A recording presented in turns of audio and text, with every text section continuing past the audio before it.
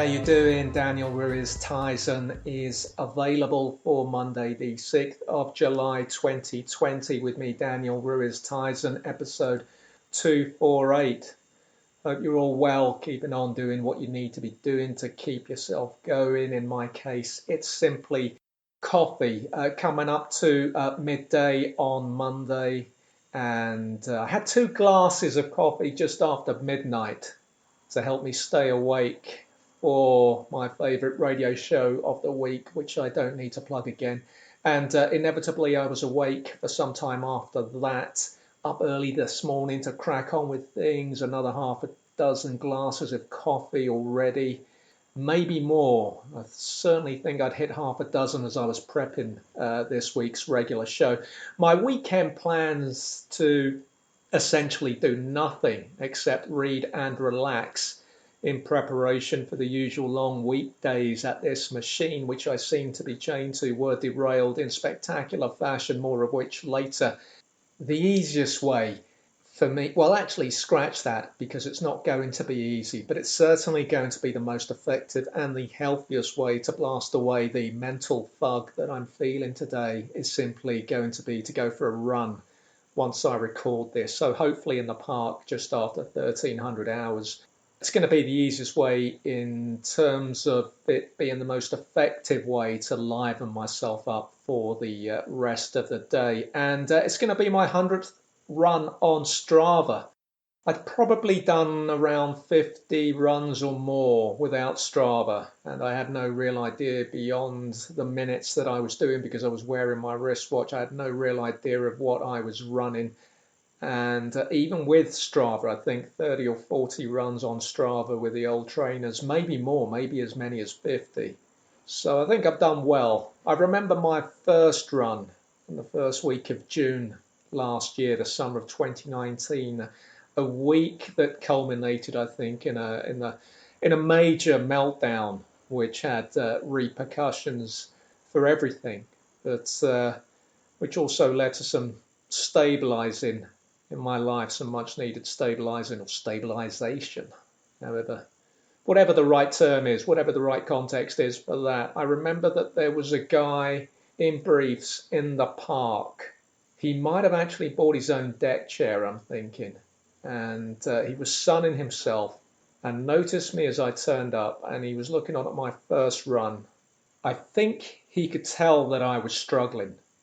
I remember I did 1 lap that day, not the easiest. It was roughly 400 meters, I think.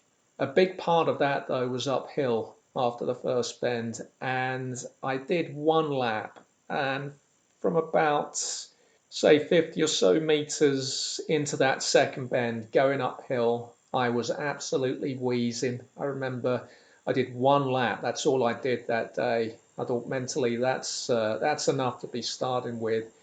And there were a bunch of overhanging trees where I'd actually started the run, and I stopped there and I made sure that if I was going to be sick, and it did feel like I was going to be sick, that I would do so where I would be obscured by these overhanging trees. And it was such slow progress, and that went on for a few weeks. I remember the first run, I didn't go again for about 6 days, and I remember that I met a friend for coffee that weekend, the day before the meltdown, and I told them I'd been for a run and how much I absolutely hated it, and they said, well, look, don't do things that you hate. There's no point doing things that you hate, especially at our age. And I thought, well, that's decent advice, but I stuck at it, and started getting into the habit of going out 3 days a week. But the progress, it was so slow. A lot of that, I think, was mental. There was one day then, and I'm a creature of habit, I'm a creature of a routine. I find my spot, I run that spot. Everything. I'm always unsettled by change, that. And there was one day where I went to run in that part of the park. I think by then I'd progressed to 2 or 3 laps, but stopping between laps, and there was some school game going on with young kids.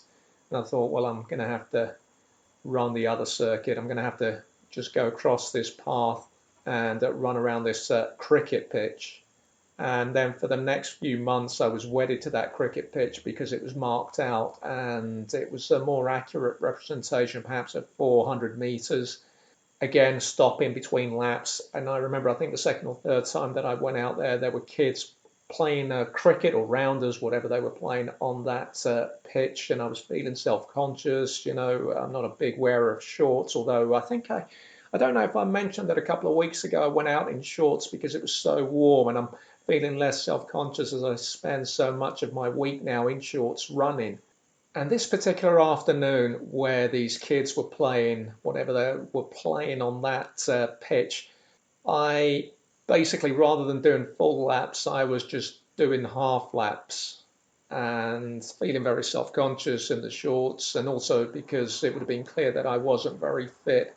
And since then, the progress I've made, albeit slowly, for much of that time, it just astonished me. It showed me what we're all capable of doing, because if I'm capable of doing this, then you certainly are, because I don't think you would have been wheezing more than me. Shorts are still an issue. I think I might look at seeing if I can find something better, a better strap for my arm. The one I've got, the Velcro, just comes undone when I'm running, so I can't use that, which is why I have to run in double shorts. The shorter shorts, which I don't mind wearing now. Problem is they've got one pocket on the side. I stick the phone in that pocket and the shorts almost start slipping down, so I can't run like that. So what I'm doing is I'm securing those shorts with the external shorts.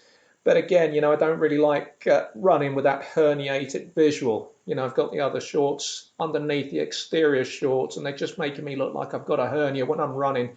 Yes, they secure the phone, but it would be better to be running with proper running shorts. But I expect that these shorts, whichever shorts you get, aren't really designed to have your phones in there. That what runners will usually do is have a strap on their arms, but I'm just not confident that I can find something where the Velcro is going to be secure. The great thing now is, like anyone who has their limits when they're exercising, now I might be gassing at the end when I'm pushing myself, if I'm pushing myself, though I genuinely find the start of a run harder. I know I'm going to be out in that park in an hour's time, and right at the start of it, the first 10 minutes, which are essentially a warm-up built into the run, I know that mentally that's my biggest battle. Everything's aching, trying to get my breathing right. My breathing during the running has improved quite a bit, I have to say. But the start of the run is much harder for me. And let's get back to the gassing. There are times at the end when I might be gassing, but the good thing for me is it's gassing rather than wheezing. And I associate gassing with exercising, whereas I associate wheezing with being unfit, gassing with pushing yourself. And the wheezing that haunted those early runs has long disappeared, which is a great thing for me as someone who's had mild asthma to finally get in front of this, to finally stop this from stopping me from doing things such as this. I'm pleased about that, to be able to go around now knowing that I'm fit. It's coming up to 2 years since my surgery, and spending 2 or 3 months on crutches. And I've come a long way from that. I've come a long way from having a broken foot and, showing myself some self-appreciation rather than boasting it. I'm just saying that's where I was. And I've always been someone who struggled with fitness, and I'm now fit, typically late to the party with fitness. If I could have my time again, this is something I would have been doing in my 20s. I think my dad did a lot to put me off this stuff, because with my dad, things could never really be fun. It was always about pushing yourself. So there was the football training. I could never really enjoy that. What I enjoyed was playing football with my friends, but with my dad, it was so intense. And similarly with the running, I was always having to hear about his running, much in the same way that you are now having to hear about my running since the show returned last autumn. And I think he probably put me off that. That and the fact that I think, naturally lazy, which is why I do push myself so hard, because I know that I've got that lazy person in me. So that's what always drives me on, I think. And I think what I got from my mum was that, belatedly, but that's what I got from her, that discipline, that working class discipline to be up at any time, to do something that needs to be done, and to moan about it.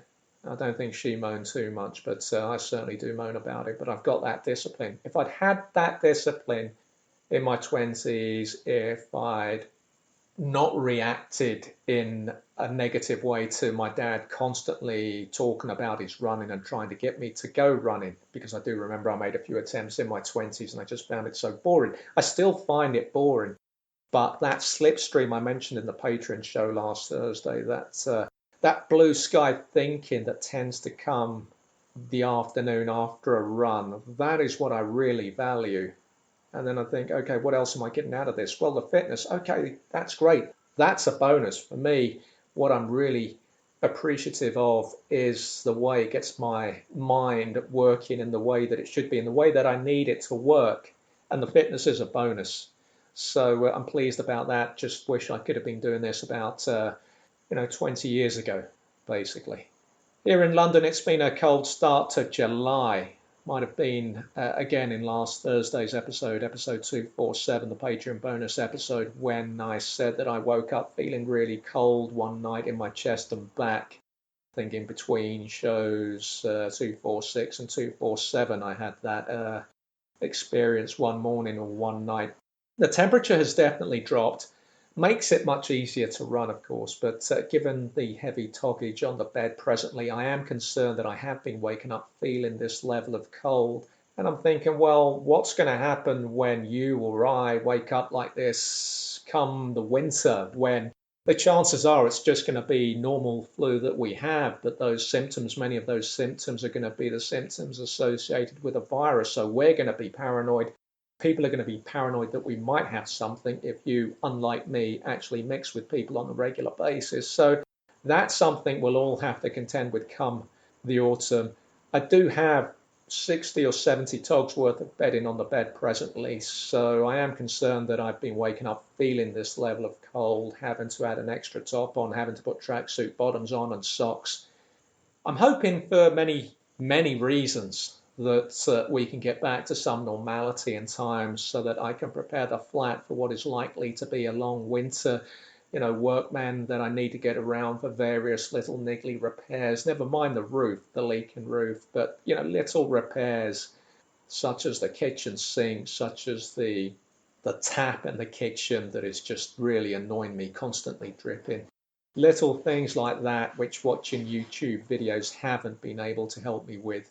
In other news, possibly paying the price, I think, for shaving the head without caring too much about the direction I was using the clippers in. Not because I was gung-ho, not because I just did whatever I wanted to do with the clippers, because I'd done all the stuff that I should have done. I'd read things, I'd watched videos, I just didn't have the common sense to fully grasp how you go about determining what direction the hair on the various parts of your head grows in, which would inform what direction you're meant to use the clippers in. So I'd done my homework. I just couldn't understand the information that I was reading. I do find it very hard to break stuff like that down. So while aesthetically I'm really pleased with what I've done, and I'll keep doing it, because not having to worry about hair and visiting the barbers is one less worry right now. And I always enjoyed having a shaved head when I used to do it in the early and mid noughties. But what I didn't like was the process of growing the hair out, because it takes forever and it often looks absolutely rubbish. But what I am feeling right now, I'm feeling the shortcomings in my clippers technique already. Just 8-9 days on from doing it, and there are already I can feel the odd patch of the scalp where I can feel hair follicles might have blocked up as the hair starts to grow in the wrong direction. My hair's always grown quickly, and this isn't the first time that I've gone for the 0.5 all over. So it wasn't just shaving the head; it was going really, really short. And one of the reasons, actually short enough to think, well, at the sides, what I could do, because I've always wanted to experience it, a wet shave on the scalp, I could actually shave the sides and the back and just leave the top for now. But, that would just be, I wouldn't say it's a vanity project. I'd just say that there are, better things, more important things, more valuable things to be doing with my time right now. I'm just saying it's something, a wet shave on the scalp is something that I've always wanted to experience. I've always wanted to experience a proper shave as well in a barber's, with a cutthroat. But again, that's unlikely to be happening until we find a vaccine for this thing, and until all those people who've been vaccinated early on have had kids, and we've seen whether the kids have grown up without any significant disabilities. I'm worried about the long-term repercussions of whatever vaccine we might come up with. So I'm having that problem with the scalp in patches. My hair's always grown quickly, and this isn't the first time, as I've said, that I've shaved the head. And one of the reasons I stopped having short hair and often returned to the cliched long-haired writer look, and in extreme circumstances, though way too often in recent years, a return to the mullet. The reason that has tended to happen is my scalp often flared up a week or two after a barber had gone to work with their clippers. Now, my plan was to shave it every couple of weeks at the weekends, because the problem, as a white guy with hair that tends to stick out when it grows out, the shaved head very quickly looks crap when it starts to grow out, as I said a few minutes ago. So I want to stay on top of that. But if I can't calm the scalp down, I might have to hold off on that for a bit. So I will have gone in a matter of weeks from a ridiculous mullet, perhaps the longest mullet of my life, to really crap hair. Well, both are crap hairstyles, but I might have gone from one extreme to the other.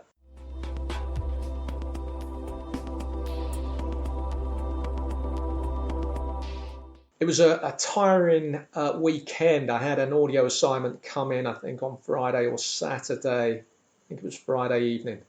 And it's frustrating because I can't set myself up as unavailable at the weekends on this particular site. And these assignments, for some reason on this site, tend to come in at the weekend and mess up the weekend. I'm guessing that they come in at the weekend because it's when podcasters have the time to sit down and, look for people that might be able to help with their shows.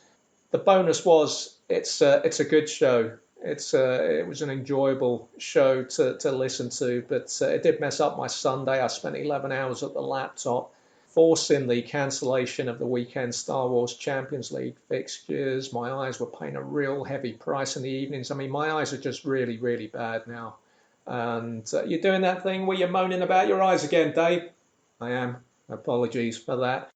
Yesterday, when I finally finished this edit, I was, normally I'll read a few sites on the laptop in the evening in between, a meal and some fruit.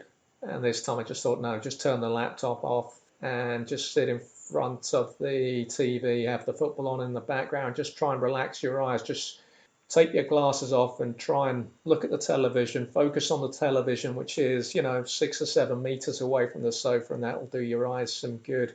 So I am really concerned about the eyes. Opticians, probably a bigger priority. Don't need to worry about a barber's now, as I've said. Opticians, probably a priority over dentists, despite the chipped tooth. All of these things are risky right now, of course.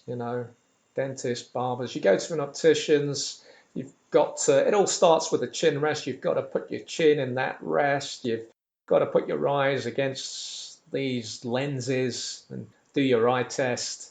So nothing that needs to get sorted is going to be sorted anytime soon. I just need to make sure I do take regular screen breaks, which I'm not very good at doing. What I am good at doing, actually, what I've been doing more of, is just simply washing my face a lot during the day. I'll always wash it in the morning. I'll always wash it at night. Occasionally a facial scrub if I'm feeling, a bit of a whatever it is we're in now, the 2020s. If I'm feeling like a 21st century man who's not afraid to use these products that might once have been viewed with suspicion for a straight male.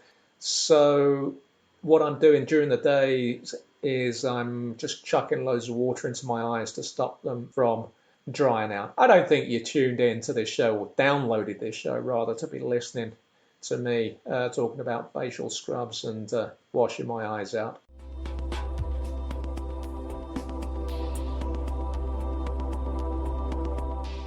Daniel Ruiz Tizon is available, episode 248, ways to support the show. As usual, I bang on about it every week simply because it's important. And, all the big shows do it. All the big shows that are actually successful in getting reviews do it. This show will grow. It will have its visibility increased in the iTunes store, stroke Apple Podcast store with a simple review. If you do like the show, please rate, review, and subscribe to the show if you have an iTunes account. Even if, like me, you're not listening to most of the shows that you normally listen to now via iTunes because you're listening on your phone, it would take a couple of minutes of your time and it would help this show grow and reach a new audience. It really does make a difference, a review. So I would really appreciate that. Also, another way to support this work, if you do your Amazon shopping via my site, you go to danielruiztizon.com, where over 500 podcasts now housed. You click on the Amazon link on the homepage at danielruiztizon.com, takes you through to your Amazon page. As normal, Amazon recognizes you've come through my site and kicks back a small percentage of your purchase back to my work at no extra cost to you. Also, important links on my site if you're not ready to or willing to commit to the Patron page. There are PayPal and coffee.com links at the homepage, danielruiztizon.com. One-off donations, large or small, will get the Thursday bonus Patreon episode we transferred to you. So those are the obvious ways to support this work, and I do appreciate your time and your patience listening to these messages on a regular basis. And if you haven't skipped through this message, that is appreciated. Saturday, I spent summer Saturday reading Isherwood's Berlin novels. It's a brilliant read. There's so much satisfaction and enjoyment that I get from reading a good book, and I like to think that every book I read, or most books that I read, improve me as a person, that they bring something to my life. I genuinely believe that they do, and it's just become such a passion of mine in middle age. I am also, though, trying to make an effort in recent days to watch something, to get into some series. Not easy right now for me for a whole variety of reasons, mainly the eyes, I think. Well, again, that doesn't really work, does it, if I'm actually reading a lot as well? But it's just screen time that I'm keen to avoid. I don't want to swap hours of writing or editing audio at a laptop for another type of screen, and of course that's the problem with watching anything. I've got into 7 Seconds, a 2018 show on Netflix, and enjoying it. Not loving it, but enjoying it, and pleased that I'm watching it. One of the lead actors has a very dodgy American accent. Within the first episode, halfway through, it was starting to bother me a little. Not to say that she isn't a good actor, because she is, but the accent was just a bit inconsistent, and I thought to myself, she's not American. And I visited IMDb. Sure enough, she was from North London. By episode 3, the accent had improved markedly. But often with these shows, when they cast a British actor, and I have no idea why they do or why they need to. I guess it's the marketing, isn't it, really? It might make or help a show sell better in another country if one of their fellow country people is represented within that show. But the thing about British actors in American shows is just most of them cannot pull off the accent. And this goes back years. This goes back to films. I remember thinking that Anthony Hopkins' accent in Silence of the Lambs, I remember I went to the cinema to see that. I was a kid. There was so much hype about it. The papers had really talked it up. I was a bit disappointed by it. But I'd gone to see it, and I just remember thinking his accent is really bad. And anyway, I was always a Brian Cox fan when it came to Hannibal Lecter. I think Manhunter is a brilliant film. It's one of my favourite films. So Silence of the Lambs compared to that always struggles in my eyes. But the accent was bothering me. Of course, as the star of seminal imaginary US cop show Kid Cop, on cue there, and that's not a sound effect that I've introduced. There we go. The sound of South London. Well, impressive timing there.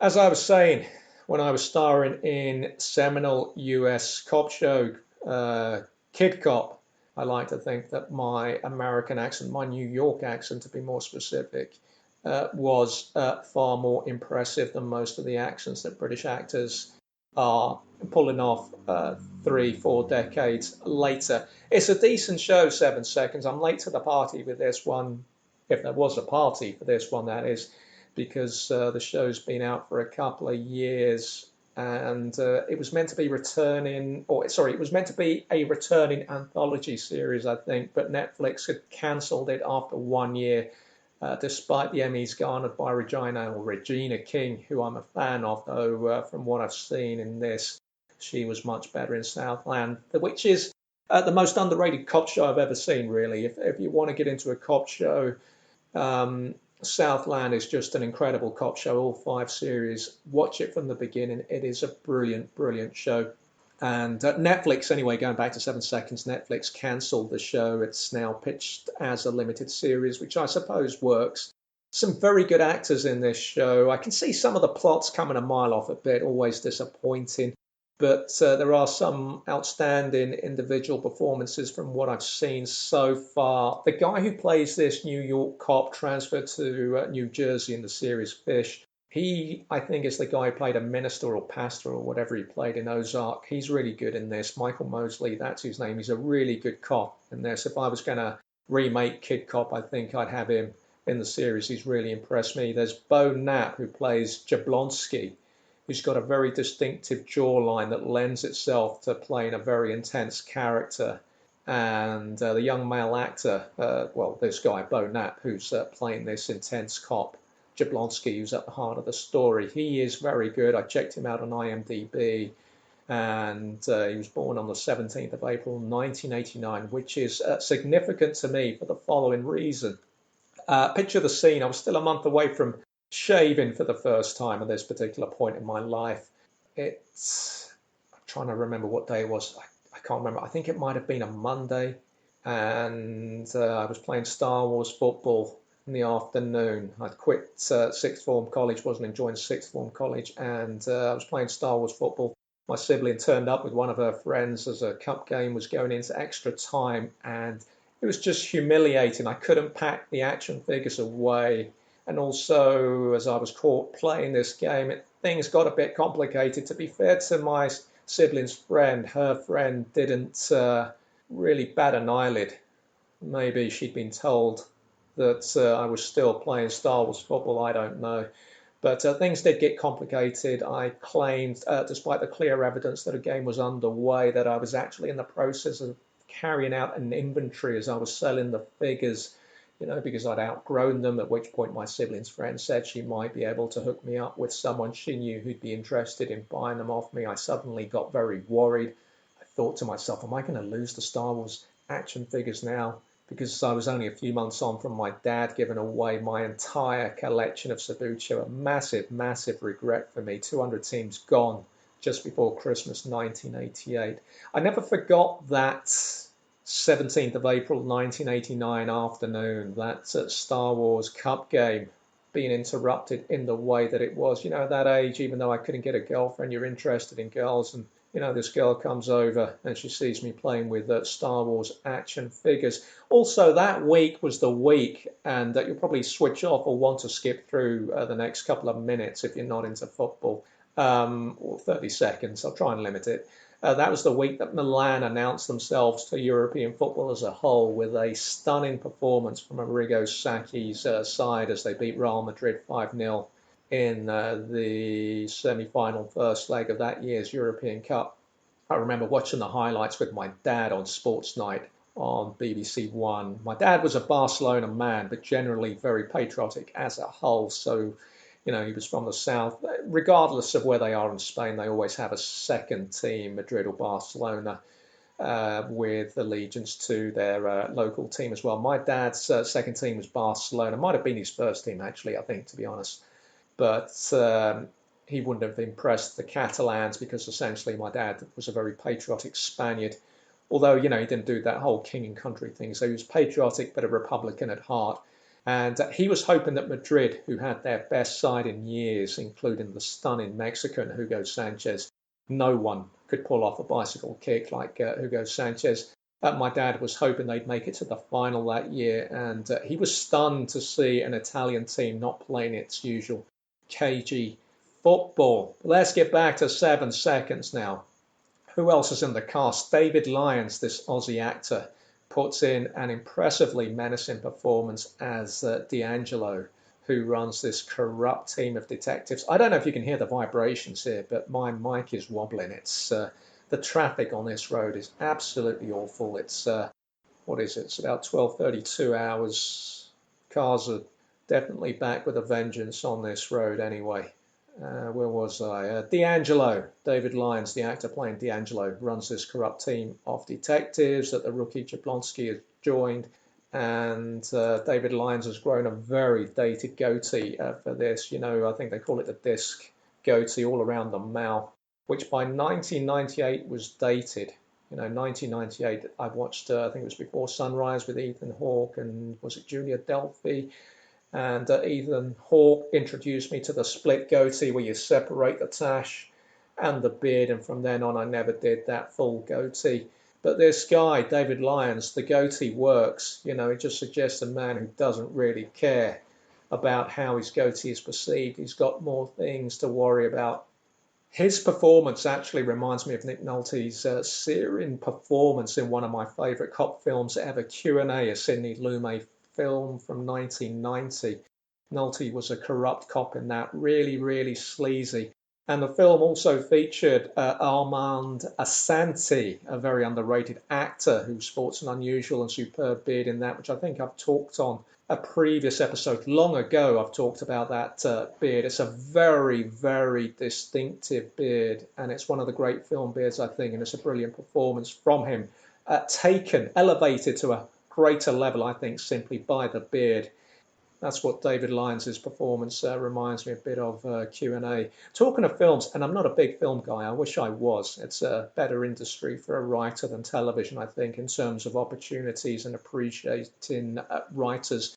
Ennio Morricone passed away today. I'm not a big fan, I'm not a big guy with the RIP stuff and that. Every day someone well-known is going to pass away, and I don't really go in for that kind of stuff. But just to say very quickly that his soundtrack for Once Upon a Time in America, my favourite mobster film, has been my favourite film soundtrack since I first saw the film and was blown away by it in the spring of '98. I saw it, I think it was shown over 2 nights on Channel 4 because it was such a long film. There was a TV version of it, which I think I actually preferred. I know it's probably heresy to say that, but I do like the episodic nature of television. That's why I gravitate towards it. To see this epic film strung across 2 nights, that really worked for me. I was watching so much television and film that year. I remember that. And I was so focused on watching and learning. The golden age of TV had just kicked in. NYPD Blue, Oz, The Sopranos. We were still 5 or 6 years away from The Wire and Deadwood. It was a brilliant time. Channel 4 on Saturday nights was showing repeats of Hill Street Blues, so I was able to see that properly for the first time. And I could see certainly the show that had influenced NYPD Blue. I think Channel 4 also showed that spring/summer Brideshead Revisited, which I think is my favourite UK drama. Brilliant show, which actually was born out of the writer's strike in 1980. They scrapped what they'd been doing when the writer's strike came in. They went back to the drawing board, recast, I think, some roles, and turned each episode into 2-hour episodes. And it's a brilliant piece of work. It really is. And such a moving show. I think it's my favourite British show of all time. Just staying with cop shows just a moment longer, or rather getting back to cop shows, there is one thing that always annoys me about cop shows, and you'll see this everywhere. Whatever you watch, you'll see it.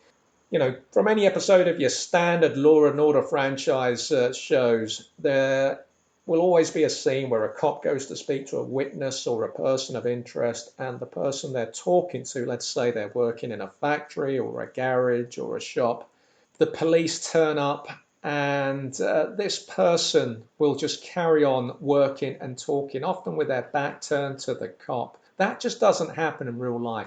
A police officer turns up to speak to you. You're going to stop where you are. You're going to stop what you're doing. There is another police siren. That one's disappeared. Oh, it's there. There you go. Come right through, please. Come right through. Ruin the show again. A cop turns up. Now I've gone back to the Americanism. A police officer turns up to speak to you. You're going to stop where you are. You're going to stop what you're doing. You're going to give them your full attention. I know it's TV and such a scene might not be the most visually arresting scene, but I'd rather see realism on my screen than something that just doesn't happen. I used to get annoyed as well by ER. I don't think this is connected really to this, but it just reminds me of something that always used to annoy me about ER, which you see on every show now since ER started doing it, where the camera will track one character, he's talking to one character, it follows them all the way to one location within, say, the hospital, then another character walks past, he's walking to the other end of the hospital, and the camera starts tracking them now. I just found that always a bit annoying, and after a while, just a bit predictable. I've got no problem sometimes with static scenes. In fact, you watch a lot of old English shows, British shows, say from the 80s, they're paced, but the pace is slower, more static. The scenes are more static. They probably have more in common with the theatre world that's from which this work sprung up. And I think if the content works, if the writing is good, I don't think it matters too much in television. It's great that we've got shows that look more realistic, but sometimes I think they're just trying to do too much and it gets away from that realism. So a better balance is needed. And just before I wrap up on this TV and film talk, actually, I'm conscious of the time as well. Just remembered that I do have one film recommendation, a film that I want to watch, recommended by the Space Daddy at the weekend. 2 Days, 1 Night on BBC Two on Saturday, just gone. He said it was a French film. It's actually Belgian, but he told me it was French. It's in French anyway, but it is a Belgian film. The blurb from the iPlayer site, Liège, Belgium. Fragile Sandra, urged on by her husband and a friend, has one weekend to reinstate her job by asking colleagues to forego a bonus and vote for her return instead. Doesn't sound like an easy job for her as someone who's asking every week for iTunes reviews. I know that when you're asking people to, do you a favour, it's not always easy.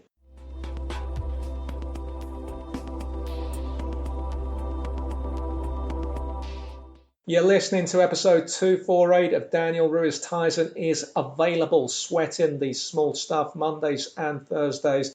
Ways to get in touch, Twitter and Instagram at 1607 West Egg. The Facebook page still not functioning properly. My end, facebook.com/DRT is available. I can't even post videos via the phone on there anymore, so I can't do any promo clips. Nothing. If you want to get in touch via email, it's DRT, available at westegg1607.co.uk. Get in touch with your store points or anything else pertaining to the show. Some quick housekeeping before I move on. A few more apps. The show can now be found at, there's Podknife, who very kindly gave the show a plug on Twitter. Very unusual to see that and much appreciated. The podcast is also on iHeartRadio and Deezer. That's begins with D for David. Just trying to get the podcast out there on as many apps as I can, which usually involves finding out about some app I've never even heard of and then getting in touch with them. And they tell me, well, we've never even heard of you. Any apps that you like, if the show's not on there, if it's an app that you like to use, do get in touch and I'll see if I can get the show uploaded on there. I'm feeling more and more creative right now, and the issue, I suppose, is the outlet for the creativity, and the more audio assignments I take on, that does impact on the creativity. It impacts on the writing, and early on during this lockdown there was the early blow of fringe theatres and smaller London theatres closing, which for me, someone who's beginning to get a toehold in that world last year, that is, it has been a blow. That really is going to be a hurdle. I don't know what I do about that in the future, but it's good to be feeling a bit more creative. The audio assignment yesterday, that meant that I missed most of the 4 games that were on yesterday. I wasn't planning on watching 4 games. I mean, I think it's important that something like football has come back for the nation's morale, but it's certainly not great to watch. It's a very strange spectacle watching football being played in empty stadiums. But, they're doing a good job, all things considered. I couldn't watch the Liverpool game yesterday either, so I had that on in the background but muted while I finished up this show for these clients. The game I wasn't able to watch the rest of. I watched the first half. It was such a predictable scoreline, Liverpool being thumped at Manchester City 4-0 last week, and I still haven't seen the full game. I still haven't seen the goals. Now, I'm someone who has been able to distance themselves from that intense love of football of younger years, easily done when you consider how much these players are earning. And that's not to have a go at these players, because I think that a big positive from this lockdown has been the way that, footballers, big footballers, have come together to promote a whole range of causes and raise money. I think that's been brilliant. So you can't criticise these young guys for that. But certainly the fact that they have lived in a different world for a long time has helped people like me become more dispassionate about football. Also, the fact that for at least a dozen of the 30 years that Liverpool did not win the title, their football was so dull, and at the very least I want to see good football from the team that I support. One thing that has carried on, though, into middle age is when they get thumped, and thankfully there's not been too many thumpings the last couple of years. When they get thumped, particularly by title rivals, it bothers me to the extent that I can't read about it, so I stay off the football pages online, which is my go-to easy reading during lunchtime. So I've not read anything on the Man City game. And it reminds me of Liverpool when they went to Aston Villa in January 1981. Villa were title rivals that year. Liverpool had won the title 2 years in a row. They had massive injury problems. Their greatest ever team was coming to the end of its glorious cycle. That great Liverpool team had responded to the outrageous challenge thrown down by newly promoted Forest, who, in winning the title in 1978, a year after being promoted with the lowest points tally, I think, of any promoted team for a number of years. A year after that, they won the league. A year after that, they won the European Cup back to back.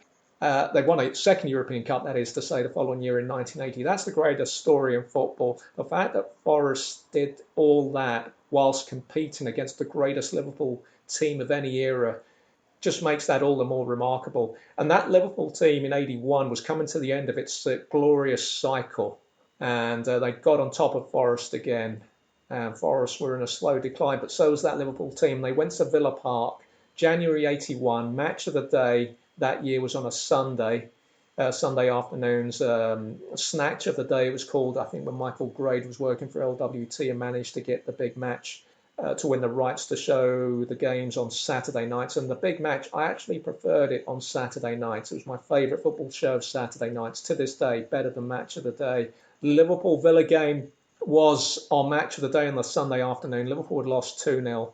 Villa destroyed them, and Villa went on to win the title that year. I found it so painful as a kid that day, reading those match reports and then watching the game in the afternoon. And this goes back to that afternoon. So when Liverpool lost, they'd won the title, but they lost 4-0. I just thought that's such an embarrassing defeat. And, years ago when, players were slightly less professional and there was a drinking culture in the game, I've read every autobiography going from the Liverpool players of those great teams. There'd always be a game at the end of the season where, having clinched the title early on, they'd go somewhere like Middlesbrough or Wolves and get thumped 4-1 or 5-0. And this was that, except players these days aren't, supposed to be big partiers, big drinkers. They're a bit more professional than that. But it was going back to that, and I just couldn't watch it. It was just too painful for me. Thankfully, a better result yesterday, coincidentally, against Villa. 2-0 at Anfield. But anyway, this isn't a football show. The lockdown is, of course, now being eased, rightly or wrongly. The R number has been creeping up in London, which is a concern. Libraries are slowly reopening. Mixed feelings about that, because the lockdown has given me time to catch up on much of the many library books that I'd borrowed, and they were just being automatically renewed by the libraries, and there was no danger of picking up any fines. So I've got to be careful now. I've still got about 11 library books left. I've got a big pile in front of me, possibly close to 20, he said his throat going there, that I have read. and I'm registered in 4 boroughs. Westminster and Wandsworth have reopened some of their libraries, so I need to return books to those libraries, which will involve, unfortunately, for me, jumping on buses. When you sign up to the libraries in boroughs outside your own borough, you don't ever think one day public transport could be carrying some deadly pandemic that might wipe you out just before you deliver the 250th episode of your long-running indie podcast to about 25 listeners. Thankfully, Lambeth and Southwark libraries are not opening yet. I just need to focus on Westminster and Wandsworth. I'm simply going to be returning books right now. No borrowing. The days of borrowing library books are likely to be over for a while. Got enough of my own books that I still need to read anyway, so that'll give me an opportunity to catch up on them. Handwriting, still having an issue with my handwriting. Trying to get on top of it, but there was another scrawl this morning on the post-it note on my list of things to do. I've zoomed in on it. I've been able to make out that the first word is definitely one. The second word, absolutely no idea. I'm aware of this. I've been trying to address it, but the problem just keeps flaring up.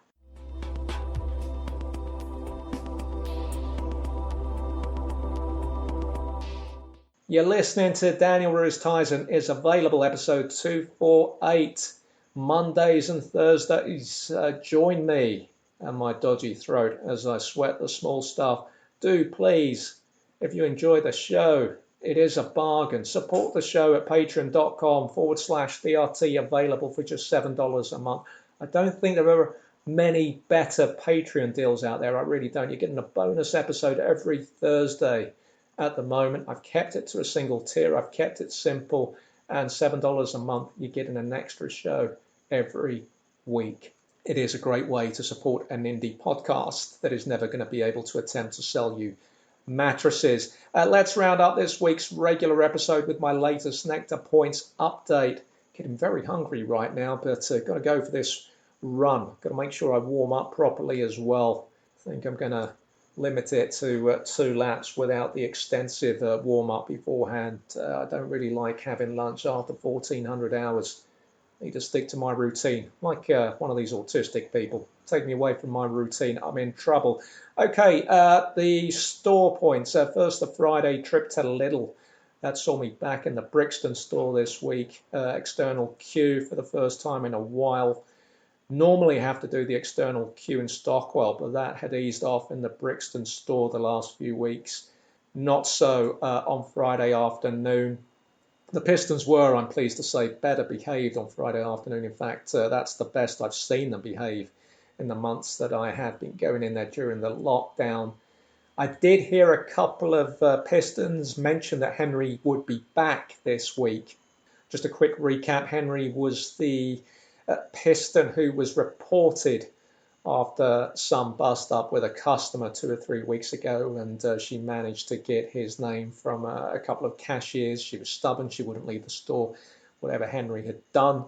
I think it was relating to a delivery of ice cubes. It was during the heat wave, the first of several heat waves I'm sure that we'll have this summer. So Henry is going to be back apparently next week, or this week rather. So whether Henry was on leave or perhaps suspended as a result of some fallout with that customer, I don't know. If I do find anything out, I'll report back to you. Better fish transportation again this week. I'm simply sliding it down the inside compartment of my rucksack, minimises breakage. I think I've got 5 days, a 5-day turnaround on the expiry date on the fish. Normally it's 4. I do hate sticking fish in the oven because, it just stinks out the flat, leaves me opening these old windows, which isn't a straightforward thing. I then need to secure the windows properly with rubber wedges and cardboard wedges to try and limit any vibrations from traffic, all of which leaves me standing at the window for a while. I'm worried that if anyone's looking at me from across the road, I'm thinking, well, how am I looking here? I try to, maybe force through some facial expressions. Maybe I'm over-dramatizing the facial expressions. If you're securing an old sash window, can you justify so many different facial expressions, which tend, in my case, they tend to border on the attritional, like I'm doing something momentous. I don't know if I can justify those facials The fish itself, these breaded cod or place fillets, I'm not loyal to particular species of fish. It's all price-based for me. They can't be forked easily, whichever fish they are. They just fall apart like me during my stand-up sets in the early 2010s as soon as there's any fork-to-fish contact. You might hear a dog barking in the background there. I'm across the road from a vet's. Remember, a budget fish I never used to have problems with in the early days of Daniel Ruiz Tizon is available is the lightly dusted breaded river cobbler fish, a controversial fish, a fish which I ate for much of the first year that Daniel Ruiz Tizon is available, was going. Never had any problem getting that fish on the fork. This week's Nectar Points update. Don't think there's anything major to report there. Opening balance 24 Nectar Points, which were worth, I think, 12p. I can't remember. The receipt doesn't actually tell you how much your points were originally worth before your purchases. Bought 4 pints of semi-skinned. My spicy chicken pizza was in. Added some onions this week to it. Another police car there. Added some onions to it, a new addition for the Sloth Saturday calzone conversion. Bought 6 scourers for £1, bought some bin liners, some new floor wipes, Medi-Kills I think they're called. And interestingly, I've seen these rolled out in Sainsbury's and Lidl, so it's very rare to see both stores having the same brand. I'm guessing there's a shortage of Sainsbury's own brands, or they decided to bring in these Medi-Kills because they might be stronger and more wiser to use during this pandemic. I've now forgotten what I was going to say. I bought a loose baking potato as well, that wasn't it? And no, it's gone. If it comes back to me, I'll try and drop it in. Anyway, earned 8 points. That took me to a new points balance of 32, which is worth 16p. And then I made a cash purchase for the Neighbours Radio Times, £3.30. Got me 3 Nectar Points. So a new points balance going into this week, 35 points. My points are worth 17p. And that is it. That is the end of this week's regular show. Patreon listeners, you get your weekly bonus edition, episode 249 this Thursday. And I do appreciate you supporting the show because you keep the show coming back for everybody. If you regular listeners, do want to join the Patreon, sign up at patreon.com/DRT available. Thank you all for listening. If you're not joining us on Thursday, I'm back next Monday with episode 250. Way to go, David. Apologies there for that Americanism from my internal chat show host. So many milestones that I'm accruing this year. I'm about to make my 100th Strava run. I've got 250 episodes of this coming up 7 days from now. Back in February of this year, I went to 121 hours without talking to anyone. It is a year of milestones. Join me. Let's milestone together. Get those shoulders back, keep on walking towards the sun, and keep washing those hands. I'm Daniel Ruiz Tizon, and this start of the week I have been available.